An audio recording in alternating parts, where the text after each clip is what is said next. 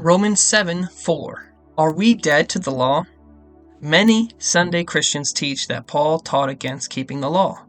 They'll quote verses such as Romans 7:4, which says, "Likewise, my brothers, you also have died to the law through the body of Messiah, so that you may belong to another." So did Paul really say we're released from having to keep the law? Let's take a look. Reading Romans 7:4 out of context might sound like Paul's against keeping the law, but in the very same chapter, Paul says that the law is holy, righteous, and good, and a delight to keep. Romans 7:12. So the law is holy, and the commandment is holy, and righteous, and good. Romans 7:22. For I delight in the law of Yahweh Elohim in my inner being. So in context, there must be another explanation to what Paul meant when he said we are dead to the law. The answer is found in Romans chapter 6. Paul contrasted sinners and believers.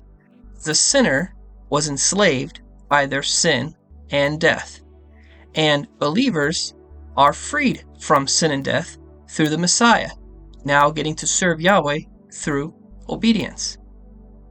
Sinners are guilty of breaking the law, and the wages of breaking the law is death. But once a sinner repents and believes, he still owes the law the payment for the sins committed. How can a believer pay off such a debt? In the death of the Messiah, they, the believer, are counted as having died themselves. Hence, we were held captive to the death penalty for breaking the law, but now released from the law of having to pay the death penalty through the body of the Messiah, now getting to live a new life, serving Yahweh by obeying Torah. Praise Yah. Romans 7 verse 5 and 6. For while we were living in the flesh, our sinful passions, aroused by the law, were at work in our members to bear fruit for death. But now we are released from the law, having died to that which held us captive, so that we serve in the new way of the Spirit. Suddenly, Paul makes way more sense in Romans 7:4. We are counted as having died for our sins through the body of Messiah, so that we are not enslaved to our past sins and death, but now belong to Yeshua who overcame death, and now get to bear fruit, keep Torah, debt-free, for Yahweh Elohim.